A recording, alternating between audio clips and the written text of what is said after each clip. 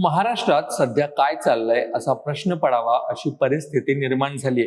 आधी नाशिकमध्ये खरात नावाच्या विकृताने महिलांवर अत्याचार करून त्यांचे व्हिडिओ काढले। त्यानंतर नाशिकचंच रवींद्र एरंडे प्रकरण गाजलं आणि अमरावतीतील अत्याचाराच्या घटनेने राज्य हादरलं होतंच। ही सगळी प्रकरणं ताजी असतानाच आता कोल्हापूर सुद्धा अशाच एका धक्कादायक घटनेने हादरून गेले। कोल्हापूर जिल्ह्यातील हातकणंगले तालुक्यातील पुलाची शिरोली इथं हा सगळा प्रकार समोर आलाय। प्रेमाच्या नावाखाली तरुणींना जाळ्यात ओढायचं, त्यांच्यावर अत्याचार करायचे आणि नंतर त्यांचे व्हिडिओ काढून ते व्हायरल करण्याची धमकी द्यायची, असा भयानक प्रकार इथं उघडकीस आलाय। पण या सगळ्यात सर्वात धक्कादायक आणि मोठी गोष्ट म्हणजे आरोपीच्या वडिलांनीच आता यावर आपली भूमिका मांडली। आपल्या मुलाने केलेले कृत्य पाहून संतापलेल्या वडिलांनी समोर येत माझ्या मुलाला फाशी द्या अशी मागणी केली आहे।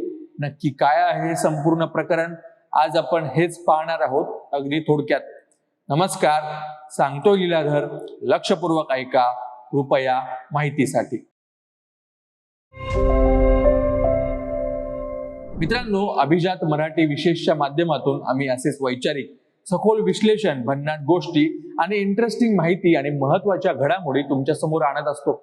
आंतरराष्ट्रीय राजकारण असो वा इतिहासातली गुपितं, प्रत्येक विषय आम्ही सोप्या भाषेत मांडतो। असेच इंटरेस्टिंग व्हिडिओ पाहण्यासाठी अभिजात मराठी विशेषला नक्की सबस्क्राईब करा, जेणेकरून आमचा प्रत्येक विषय तुमच्यापर्यंत पोहोचेल। तर आता वळूया आपल्या मुख्य विषयाकडे। कोल्हापूरच्या राजारामपुरी पोलीस ठाण्यात एका 20 वर्षीय पीडित तरुणीने हिंमत दाखवून तक्रार दिली आहे आणि या संपूर्ण प्रकरणाचं बिंग फुटलं। पोलिसांनी तातडीने कारवाई करत शाहिद समीर सनदी वय वर्ष 22 याला बेड्या ठोकल्या आहेत। शाहिद फार्मसीचं शिक्षण घेतोय। तपासात असं समोर येत आहे की शाहिद एकटाच नव्हता, त्याचा मित्र शाहरुख देसाई याच्या मदतीने त्याने शिरोली, खुपरी आणि हातकणंगले परिसरातील तब्बल 10 ते 15हून अधिक तरुणींना आपल्या जाळ्यात ओढलं होतं। हे दोघेही मित्र उच्च शिक्षित असून त्यांनी अनेक तरुणींचे आक्षेपार्ह व्हिडिओ मित्रांमध्ये शेअर केल्याचाही संशय आहे। या घटनेची माहिती शिरोली गावात पसरताच संतापाची लाट उसळली। गावकऱ्यांनी आणि हिंदुत्ववादी संघटनांनी एकत्र येत लव जिहादचा आरोप केलाय। हे एक मोठे षडयंत्र असल्याचं म्हटलं जात आहे। या घटनेच्या निषेधार्थ संपूर्ण शिरोली गाव आता कडकडीत बंद ठेवण्यात आलं होतं। पीडित तरुणींच्या न्यायासाठी SIT चौकशीची मागणीही आता जोर धरू लागली आहे। गावकऱ्यांचा संताप इतका होता की प्रशासनाने कायदा आणि सुव्यवस्था राखण्यासाठी गावात मोठ्या प्रमाणात पोलीस बंदोबस्त तैनात केलाय। या प्रकरणात सर्वात मोठा धक्का तेव्हा बसला जेव्हा आरोपी शहीदच्या वडिलांनी समोर येत आपल्या मुलाच्या कृत्याचा जाहीर निषेध केलाय। एका व्हिडिओच्या माध्यमातून त्यांनी हात जोडून गावकऱ्यांची माफी मागितली आणि पोटच्या मुलाबद्दल जे बोलले ते ऐकून सगळे चकित झाले। ते म्हणाले, माझ्या मुलाने केलेल्या कृत्याला आमचा पाठिंबा नाही, त्याला कठोरातली कठोर शिक्षा द्यावी, अगदी फाशी दिली तरी माझी तक्रार नसेल। वडिलांनीच आपल्या मुलाला फाशी देण्याची मागणी केल्याचा हा व्हिडिओ आता सोशल मीडियावर प्रचंड व्हायरल होतोय। केवळ पोलीसच नाही तर स्थानिक ग्रामपंचायतीनेही या नराधमांवर कडक कारवाई सुरू केली आहे। शहीद आणि त्याचा साथीदार शाहरुख याच्या घराचे पाणी कनेक्शन ग्रामपंचायतीने तोडले आहे।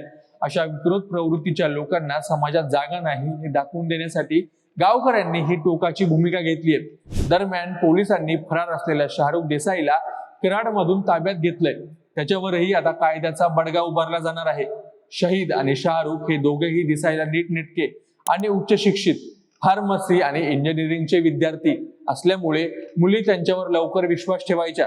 इंस्टाग्राम आणि फेसबुक वरून ते मुलींना फ्रेंड रिक्वेस्ट पाठवायचे, आधी मैत्री करायची आणि मग प्रेमाचं नाटक करायचं। आरोपी मुलींना महागडे गिफ्ट द्यायचा आणि त्यांच्या गरजा पूर्ण करण्याची आमिष दाखवायचा।